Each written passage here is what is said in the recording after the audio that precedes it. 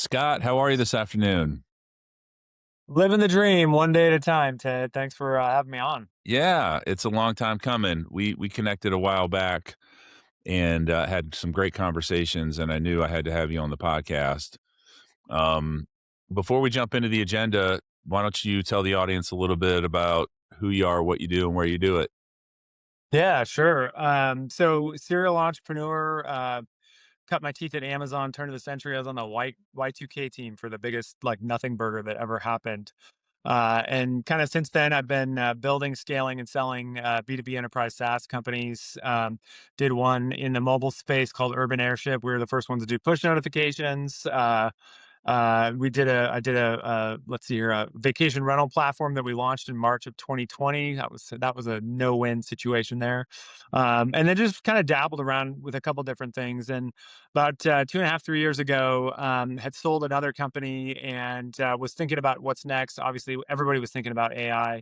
And so my wife, who's an insurance defense attorney, she runs a practice here in Oregon. She's got Oregon, Washington, Idaho, 65 associates, paralegals, attorneys.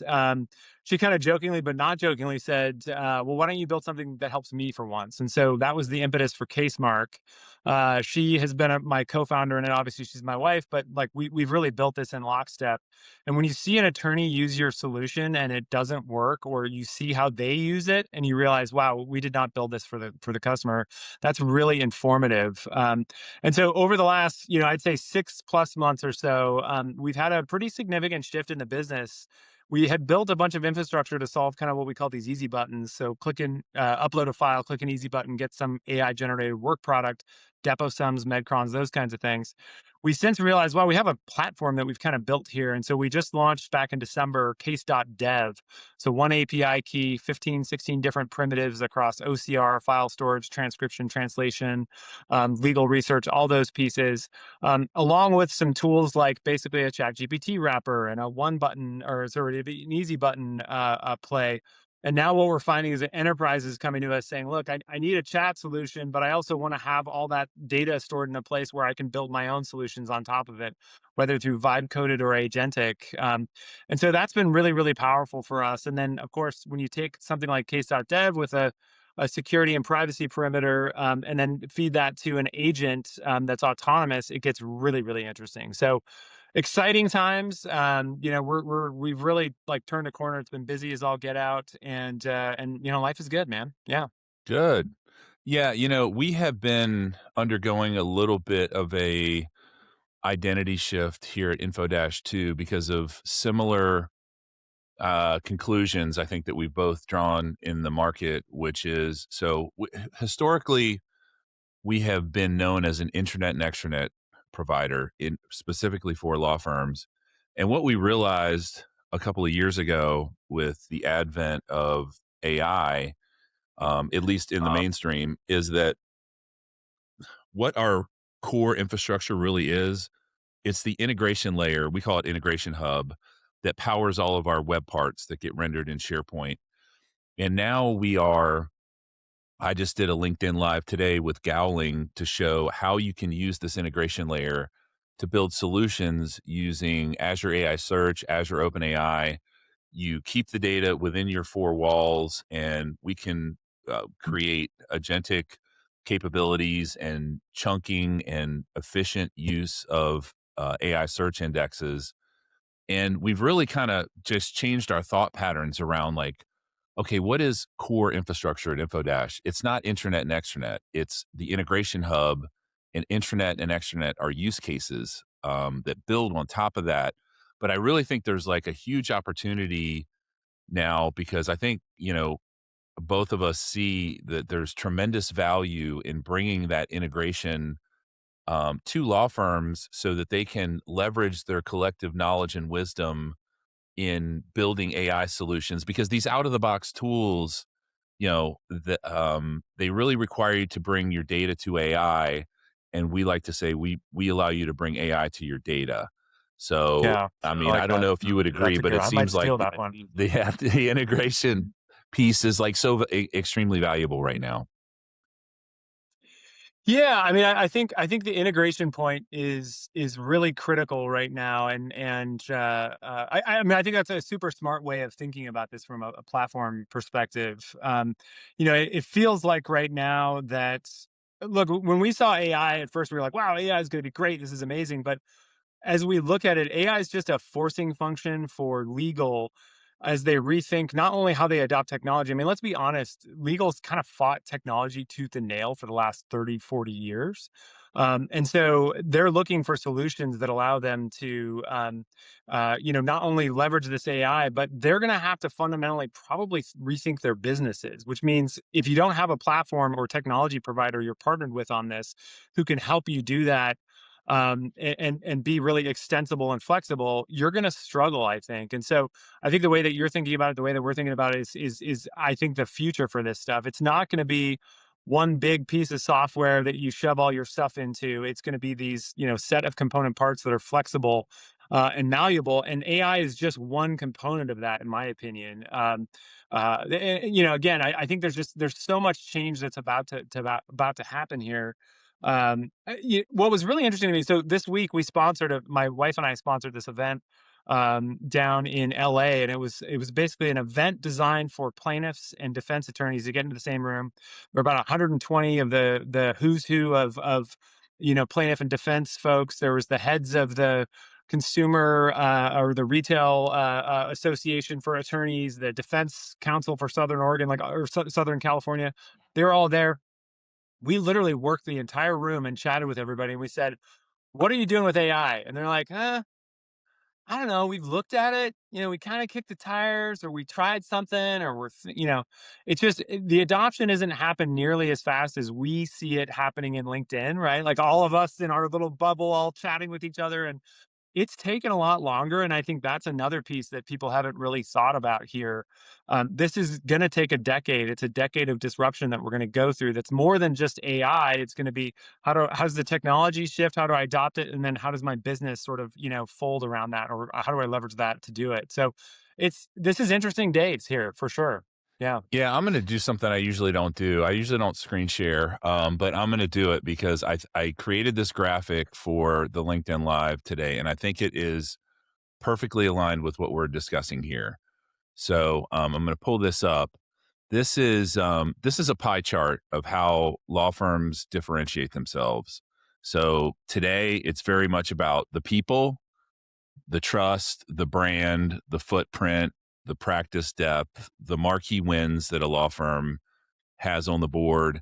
And tomorrow, whenever tomorrow may come, the client service model is going to take a disproportionate size of that differentiation equation. And that's largely going to be driven by the tech enabled legal service delivery machine that these law firms are going to have to build. And in order to be differentiated, you can't use off the shelf tools. You have to tap into that collective knowledge and wisdom of law firms. And, you know, buying Harvey and Lagora, look, they're great platforms. I've seen them in action. Like they work really well. But if your competitor down the street can also buy these platforms, by definition, that's not differentiating.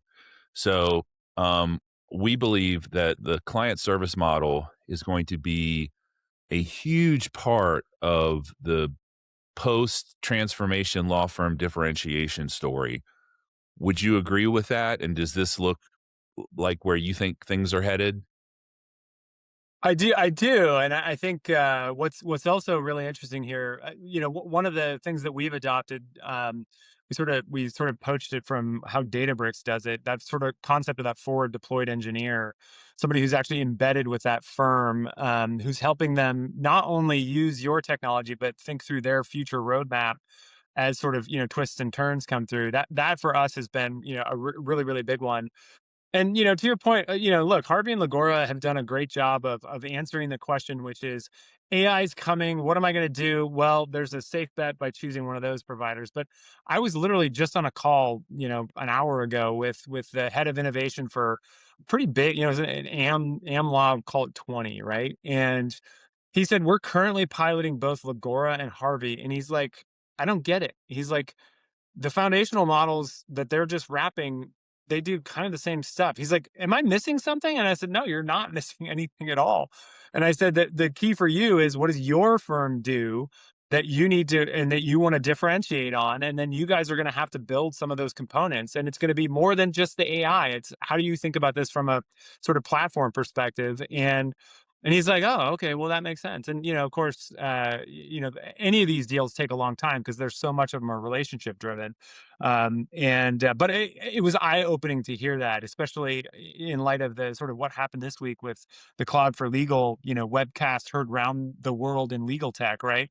And so that's been really interesting to kind of see all of those pieces kind of come together. Yeah. Yeah, and so let's dive into that a little bit, because this is an interesting one. So they had about, I've heard different numbers, 25,000 people attend. Let's put that in perspective. There are 25,000 ILTA members total in the world, right? So International Legal Technology Association.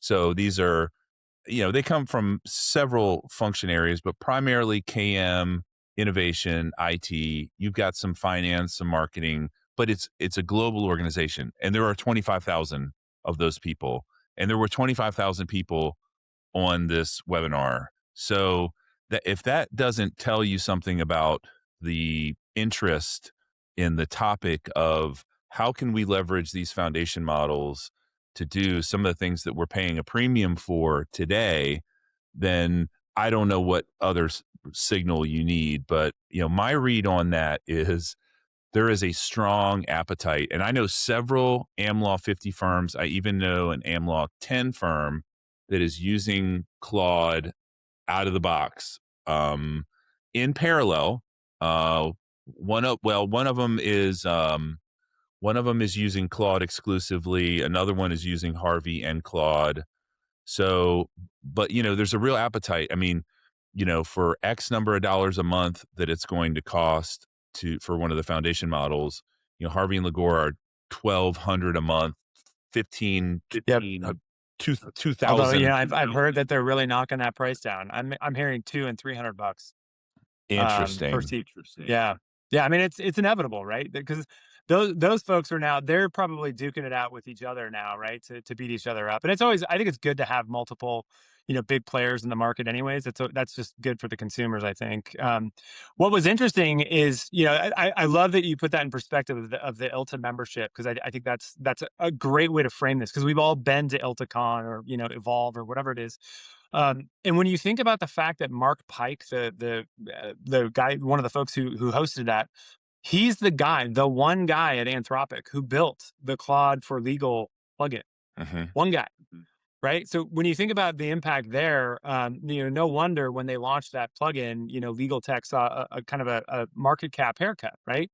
But what was interesting is he said, I called this quote out in one of my posts, but he said, off the shelf, Claude for Legal probably isn't the best for your firm. What you should do is put your custom tweaks in it. The things that make your firm special, put those in there. And I'm thinking to myself, yeah, that sounds like a great idea, right? I mean, if you do the math, that's probably not a good idea. And one of the biggest things we see from our customers is they always ask us, are you going to train with the data? Are you sharing that? Do you have zero data retention? And then can you give me a place where I can build my own skills in private so that I can maintain, my secret sauce, and of course that's a draw there. And it's just interesting to me to see the fervor amongst the legal community. They're so excited about Claude, and I get it. I think it's actually a pretty killer solution.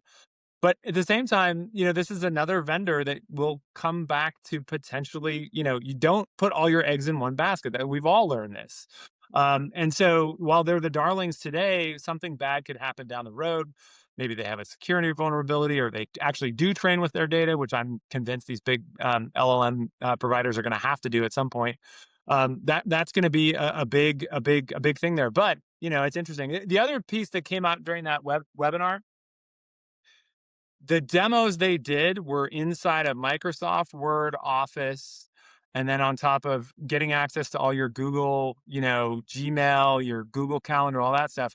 they're like, if Anthropic doesn't have an answer for the productivity suites, they're going to have to, because I think the big players will box them out at some point. It just was interesting to see, wow, interoperability is really killer until you're the one that you're being interoperated with and you're competing, right? So I don't know how that's going to shake out. Do I really think they're going to put up these walls in between those? I don't know. I wouldn't be surprised though. There's just too much at stake. This is a $10 trillion opportunity at least. So it's going to be interesting to see how all that plays out. But boy, my LinkedIn feed was just awash in that one. Boy, I tell you, it was, and I did a post on it during the webinar, and for whatever reason, I think Mark, from Anthropic, commented on it, and so I got swept up in the wave, and it was one of the most, like, viral posts I've had in a while. And all I'm doing is talking about a webinar I was on, right? I mean, that goes to your point. People are crazy about this right now, but it also, to me, shows here's what's coming down the road here. That to me is pretty exciting. And anytime there's a disruption like this, I think there's opportunities for companies like ours to be able to come in and sort of realize some value, create some interesting momentum. And so, I'm bullish on it no matter what. I don't see it as a I don't see, Anthropic as competitive to what we're doing, even though we do wrap some of their stuff. There's a whole bunch of other value you can add to the mix here. So yeah. Yeah, and there was news I saw on Artificial Lawyer this week. I believe it's Freshfields is partnering directly with Anthropic. So you've got Magic Circle firms and top AmLaw firms that are going directly to the Frontier Labs for capabilities. And there's been a lot of chatter this week, renewed chatter. This has been out in the ether for quite some time, but about how the Harveys and Lagoras it is a necessity to make investors whole that they displace a certain amount of law firm revenue. Like the valuations just don't work any other way. Legal tech as a whole is about a $60 billion a year industry, right? And you've got Harvey at 11 billion, Lagora at whatever they are, 7-8 billion. 5.5. Yeah. Right. And so, right there, now that's market cap, that's not annual revenue. But to put it in perspective, Thomson Reuters pre SaaS apocalypse was 65 billion in market cap. That's a very diversified, well-established, entrenched business that has a hell of a data moat, right, with Westlaw. So the only way to make the math work is if they displace a certain amount of law firm revenue, a non-trivial amount, 20, 30, 100%. 40, 50. I don't know what the number is. Well, yeah, it's interesting. I don't know if you've seen the ads recently from Harvey. So Harvey's been talking about, hey, we're going to be your partner. We're going to do this. We're going to do this. We're going to be, your co-pilot. Not necessarily co-pilot, but we're going to work hand in hand with you law firms to deliver this AI, and this is going to be great. And then they just announced their agents, and they said our agents will just do the legal work for you. And actually, honestly, it's a thing that we've realized too, which is, do I want to like duke it out with all these companies that are well financed for that piece of that $60 billion pie, or would I rather build tooling that allows me to go after the 1.1 trillion in legal spend? That's where it's much more interesting. And the piece that we found is, geez, there's close to 60%. I mean, depending on how you slice and dice it, 60% of the work that's done by law firms can be automated by these agents. And when we think about how you can couple these, highly formed skills with an autonomous agent that has access to your data, even if you only get 50 or 60% of the way there, that's a massive savings, which means instead of necessarily targeting law firms that you're going to be working with, you might go directly to the folks who are paying the bill, whether it's inside corporate counsel that has to like farm out bills, or, as we've found a bunch of luck with, the insurance carriers. They have a massive edict to drive down their billables. Well, guess what? If we can take a demand package in, guess what? An AI generated demand package, and then process that for the insurance company before they send it to the panel firms. We're finding internally, for every dollar they spend with us, they save $5 in billables.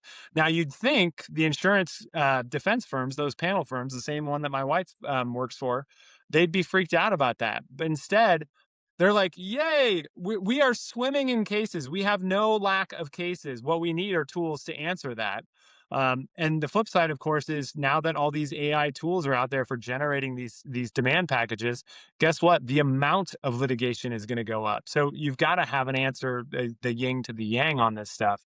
So it's to your point. I think the real value that will be realized in this sort of post AI world is going to be from companies that, unfortunately, whether the law firms like it or not, are going to take some money out of their pockets to create value somewhere else. I mean, anytime there's a disruptive bit of technology, you see that. I would love to introduce the 2026 legal profession to the 1996 media industry when they started striking deals with Google, saying, "Hey, cool, yeah, you can have our all of our content. You're going to drive traffic our way. That sounds great." The same thing is happening here.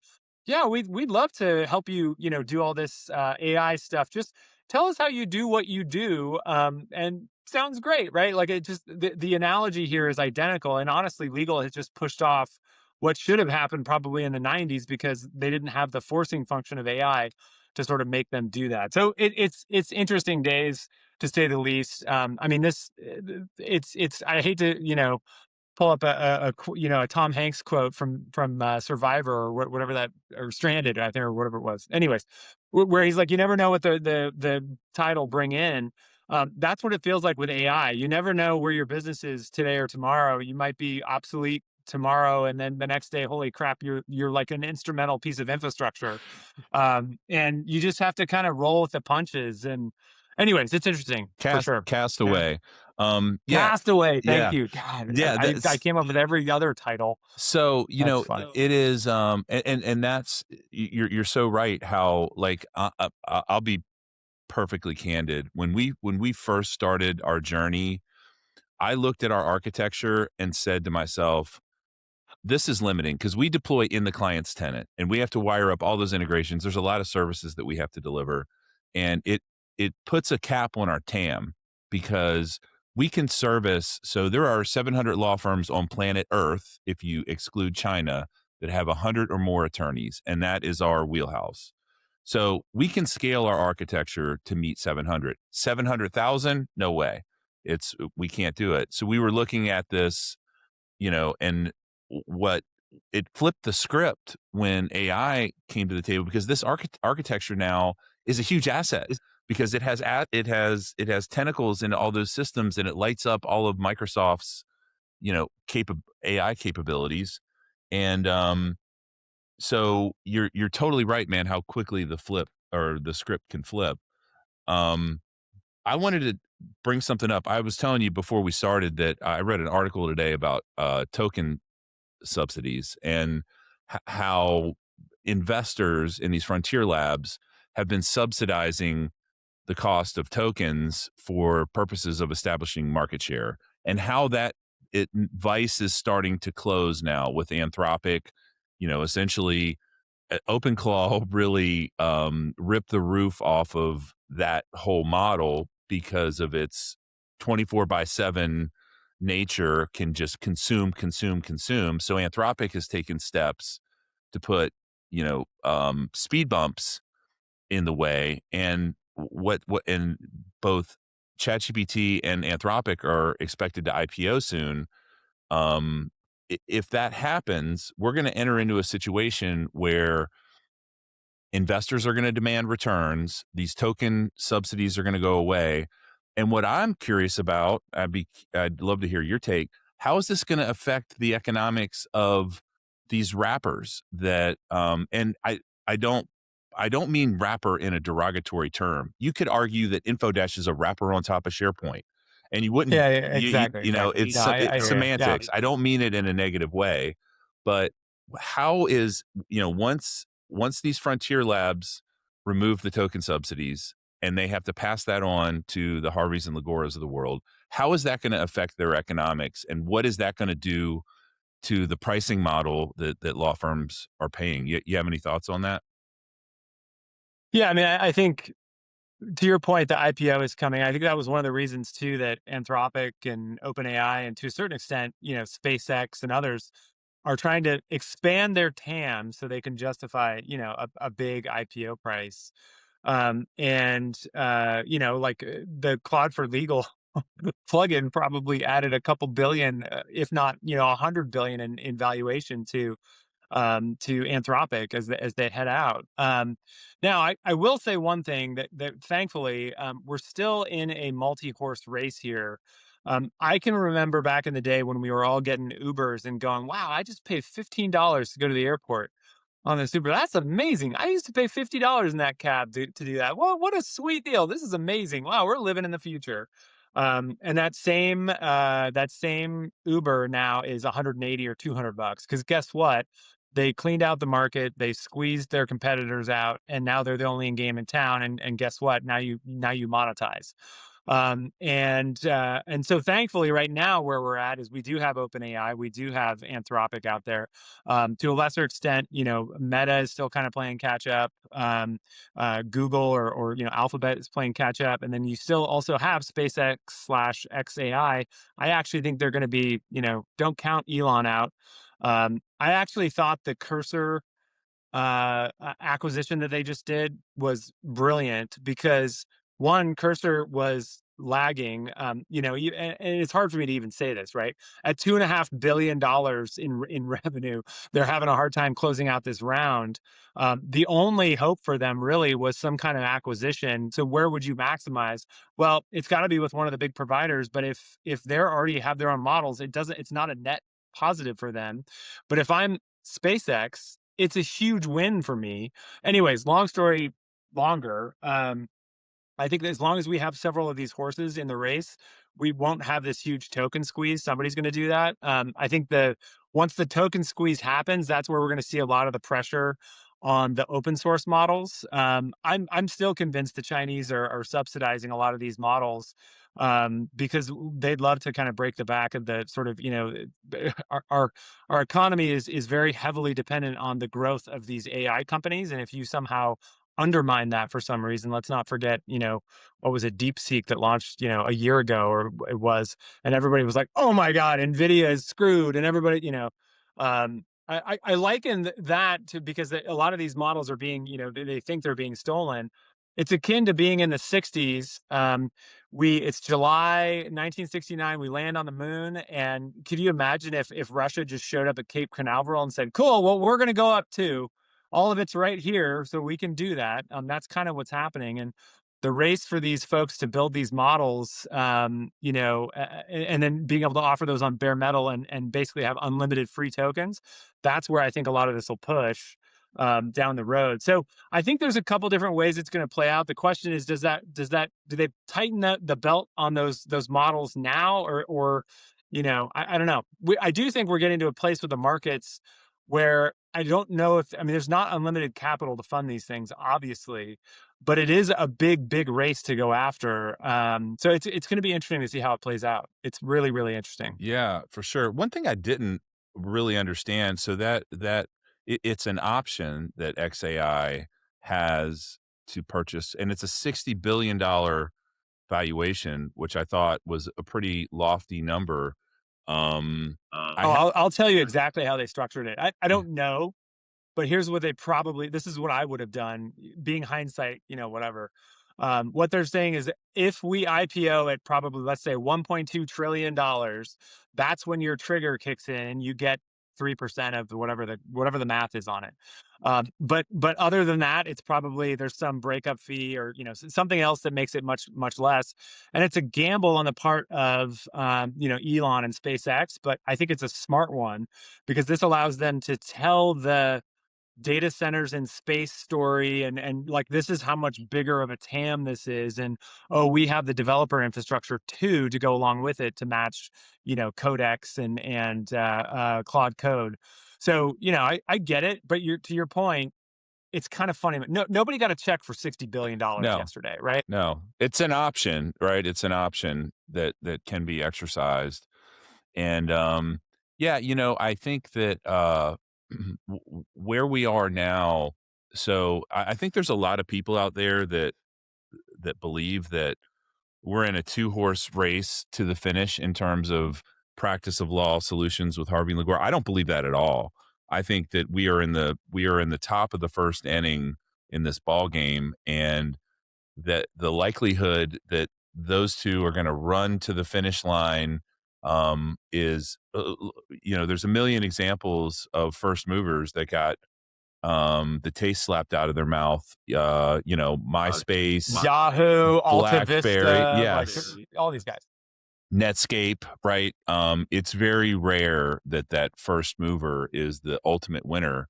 So I think we don't even know if LLMs are going to be like the tech that drives the long-term wave. Like things, I have to be honest, I was really skeptical pre-inference, right? Like I really didn't see a path to get there because of the limitations. Uh, the labs have really surprised me with the capabilities they've been able to deliver through inference. I mean, Claude 4.6 and now I'm testing 4.7 seems also good, but I'm really annoyed I can't force extended thinking in 4.7.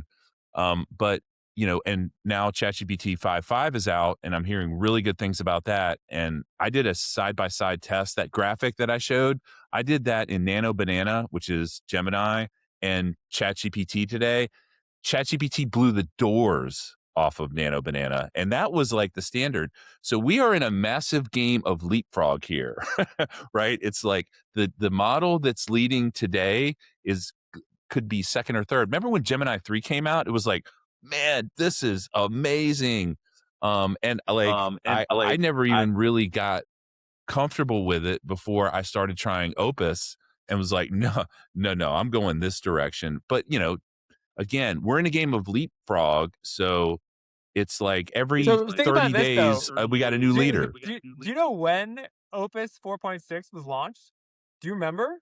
Was it January? It was February 5th. Was it February 5th? I thought that was the legal plug-in date. That's right around this. No, that's when Opus 78 days ago was when that Okay. was released. I was just googling that. Interesting. 78 days ago. And Wow. by the way, 4.7 is light years ahead of that in 78 days. Right? I mean that to me is like talk about holy Toledo, where's this all going to go? Again, I think it becomes a race for, especially for early stage startups like mine. I mean, you're much further along, but to me, it's a survivability piece. In other words, how do you navigate this and learn as you go, but also remain nimble, such that you don't get stomped on by anybody. It's interesting to see like folks like Spellbook. Their pivot towards the data side was actually really smart, and I think it's part of the reason why they raised that round. In other words, it doesn't matter that Claude launched a Word plugin. Where their betting is that the data that they're anonymously aggregating will help you build a better contract, build a better red line, build a better deal. That's super interesting. The challenge, of course, is how do you get to scale?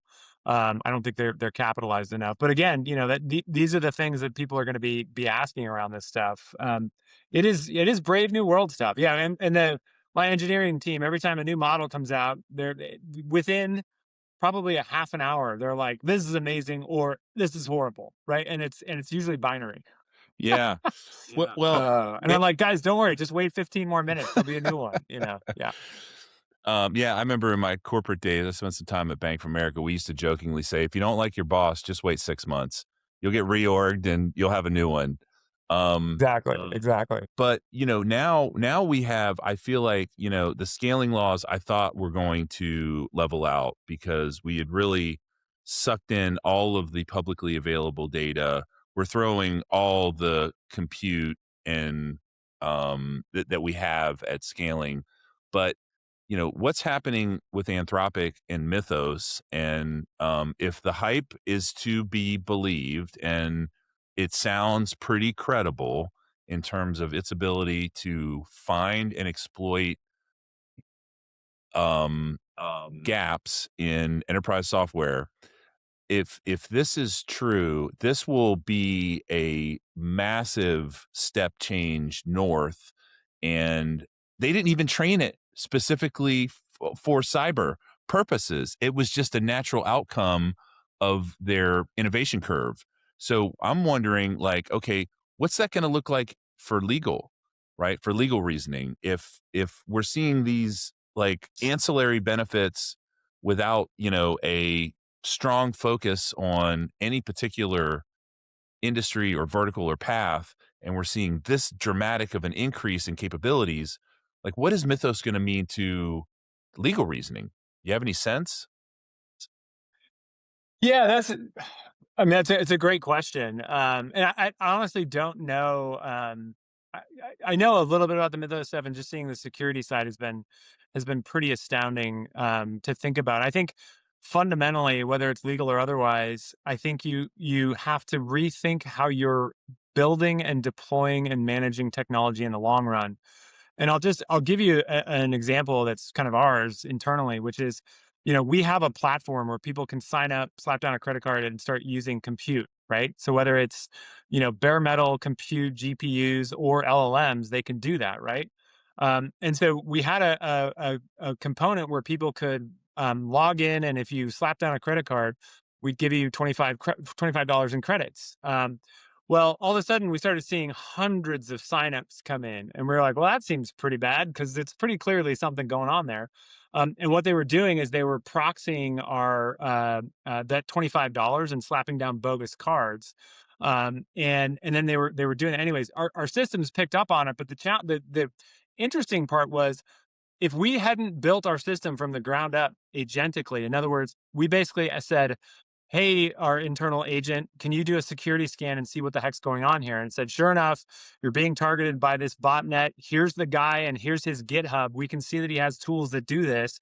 Here's how we'll block them. And here's my plan for deploying a stop to it."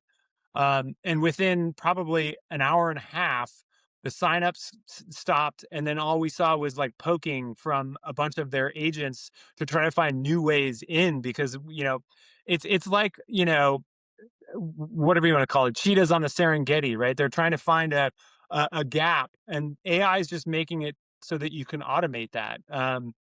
And so it's going to be really interesting to see where all this shakes out. But had we not built our tooling to take advantage of that, we would have been hosed. And I think if you apply that towards legal or health or any of these other spaces, people are going to have access to these tools, and if you haven't rebuilt how you use your technology and deploy and manage that technology, you're just going to get further and further behind. So while you might say, "Well, I'm not worried about AI," or "I tried it 2 years ago and it was crap," you can't have your head in the sand on this stuff. And I don't think we're going to get to AGI anytime soon. I think we're going to hit physical limits before that, especially here in the US. The challenge right now, from a data center standpoint, isn't square footage and silicon; it's power. Power. Like, we're out of power, Yeah. right? And this is where I think the Chinese have absolutely crushed it. Their power capacity, power generation capacity, is through the roof, and that's, I think, going to be a limiting factor for us. Anyway, so again, who knows what's going to happen with these models? I'll be really curious to see what happens with Mythos. But again, it's Mythos today. What's tomorrow, right? Again, you never know what what the next thing's going to be that comes along. But again, everybody's going to be armed with these same tools. So there's some bigger sort of macro issues to think about that, even beyond legal tech. But Yeah. that's it's super interesting. So let's talk about that. You alluded to it, timeline. So I have a theory here that, if true, should ease a little bit of heartburn.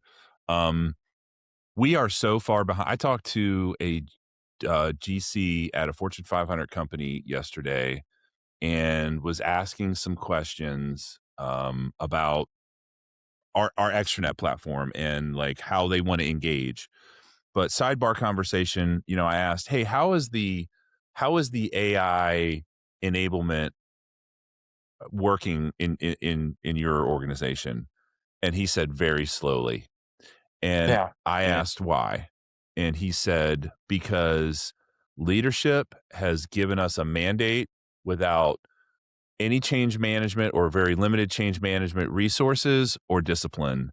And the reality is that there is so much human friction that is going to have to get smoothed out. The tech is going to get there years before the people are ready to adopt it and it's going to make meaningful change. And don't get me wrong, I think that AI is going to reshape our economy from top to bottom. The timeline, however, I think is going to be far less aggressive than the tech innovation curve would suggest. And like I'm talking to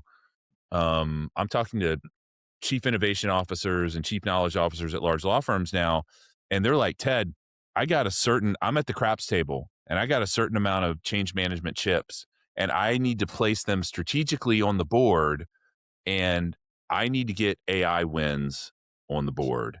And so it has slowed down some of our conversations, which we are very fortunate in that we're now an AI story.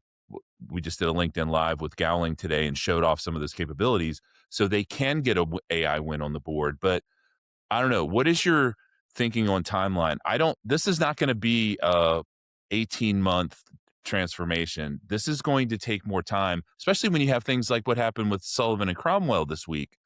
I mean, that is a top tier Wall Street firm that had a big and it's going to make people really assess the risk and need to have some risk management and quality assurance controls in place in order to really turn things loose. Would you agree?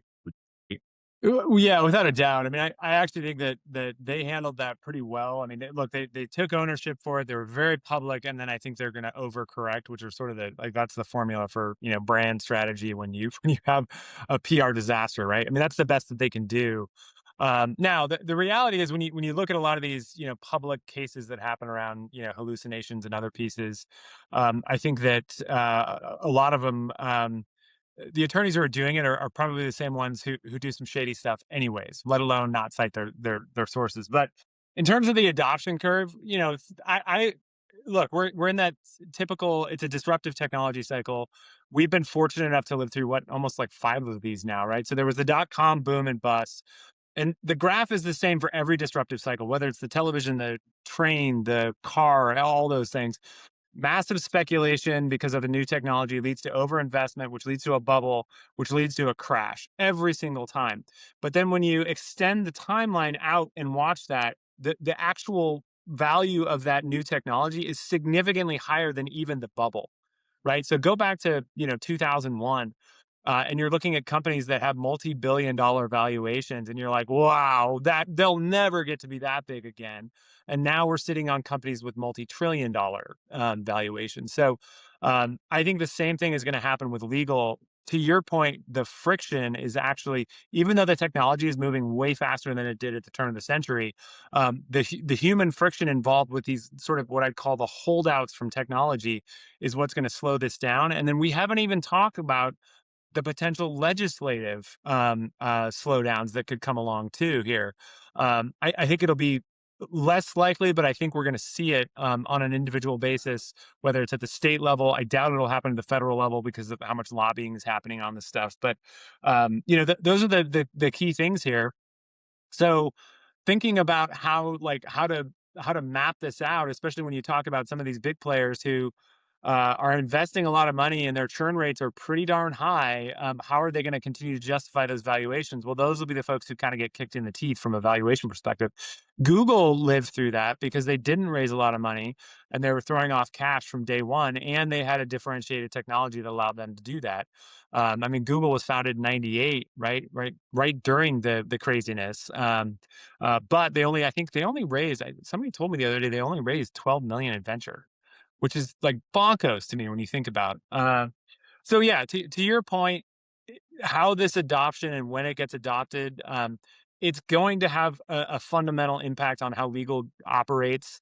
The question is timing, and again, going back to this event that I was at, 120 attorneys, and they were just still kicking the tires, and this was the leadership from these firms in LA of all places, which is like the home of plaintiffs' attorneys, right? And so, yeah, I think, there's a massive opportunity. It's just going to take a little bit longer than people think. Yeah. So I see this industry on a K-shaped trajectory. So you have firms that are all in, and then you have firms that are limping in. And I think that we're going to see that K-shaped trajectory continue. I really feel like we're starting to get close to a tipping point where firms who have not invested in learning are going to be so far behind that they're going to have a really difficult time catching up. And the reason being is so much of the change is cultural, right? It's people related. People change is the hardest change, and that takes time. You can't shortcut that. So to pivot an organization's culture, I think was it Drucker who said strategy or culture eats strategy for breakfast. Couldn't have, he said that 50 years ago. It couldn't be more true. And there's so much cultural inertia that has to get redirected, and it's foundational. It's the billable hour, internal firm compensation models, client engagement models, service delivery models, like all of these things that The are, LLP structure, the organization oh, structure for an LLP, right? Like all these things. 100%. Yeah, the law firm partnership model operating on a cash basis is completely incompatible with the future state. It is not going to be a law firm partnership that's going to come out the other side of this transition. I can guarantee you that it's going to be an ABS C corp, and that's going to have capital investment and expenditures, and it's going to operate like a Fortune 500 company. I say it all the time on the podcast. The biggest law firm in the world is K&E, and they're not even, or if they are, just barely would be qualified from a revenue perspective to be in the Fortune 500. How could we have a trillion-dollar industry and not have one or maybe only one company, law firm that is an outlier that would qualify to be in the Fortune 500? That shows that we're not built for scale currently. Sure. Yeah. I mean, without a doubt. I mean, I think it's going to be interesting to see how all that shakes out. I mean, just the idea of an LLP and how it doesn't behoove them to make investments in technology to advance their firm. I think the other piece that's kind of interesting here too is if you again going back to that media industry analogy, you had the media heavyweights towards the back half of last century that dominated the reach and how they how people engage with media and how media is produced and all those things. And then if you fast forward 30 years, what happened? Well, you have a bunch of big companies. Those media companies are still there. They're shells of what they used to be, right? And but then you have Netflix and you have Meta, which for whether they like it or not, they're a media company. And these are companies that essentially started from the ground up, building and servicing that industry in a new way, and we're flexible to be able to do that. I think probably the same thing is going to be true here, which is there'll still be these big law firms, they'll still exist. I think they'll be a shell of their former selves, and they'll emerge companies that are founded probably right now or in the next 12, 18 months, that adopt a new model, that are the second order, fast follow folks, not the Yahoo, not the Alta Vistas, that target that $1.1 trillion of value in the legal industry. And it might be these, quote unquote AI native firms. It might be somebody who uses agents to solve the legal, problems around compliance and other things. It's going to be something like that. And the DNA will not be, native to a law firm. It's going to be something different, to your point. The thing is, the inertia, the human inertia, and look at those media companies that struck deals with the Googles and other players. They thought they were getting a smoking deal by going in and partnering with those folks. And guess what? They got their asses handed to them. And pardon my French, but and I think the same thing is going to happen here. These firms don't know what's coming, and they refuse to believe that the future could change from where we're at today, or they think that the impact will be ridiculously minimal. And to me, it's going to be foundationally structural change for this. And so again, that creates opportunities for folks. The big thing I'm seeing right now, I get approached by you know, 3, 4, 5 year attorneys that are having what I'd call midlife crises. And in other words, they're like, do I stick it out and try and become a partner somewhere? Or Do I jump ship and try and find a way to leverage this tech to build something new? To me, that is going to be the prototypical type person who joins a company or starts a company that says, you know what, I'm not doing the 7-year partner track to get a slice of some pie that's going to be shrinking. It's just not worth it. And so, again, I think that's exciting times. Yeah, I completely agree. Well, we knew we wouldn't have any trouble filling up 50 minutes, and we didn't. We didn't get to half the Nailed it. things on the agenda, but it was a really good conversation. Before we go, why don't you tell folks how to find out more about you and what you do? For sure. Yeah. You can head over to casemark.com. That has sort of everything about us. And then if you're interested in building on top of kind of what we've been building, it's case.dev, which is the one-stop shop for all things legal tech infrastructure and AI. And don't hesitate to reach out and ping me, DM me, all that good stuff. Yeah. Awesome. Well, it was a pleasure having you on, and I hope to meet you in person real soon. Oh, I'm sure we will, Ted. It's awesome. Thanks for having me. All right, take care. Thanks for listening to Legal Innovation Spotlight. If you found value in this chat, hit the subscribe button to be notified when we release new episodes. We'd also really appreciate it if you could take a moment to rate us and leave us a review wherever you're listening right now. Your feedback helps us provide you with top-notch content.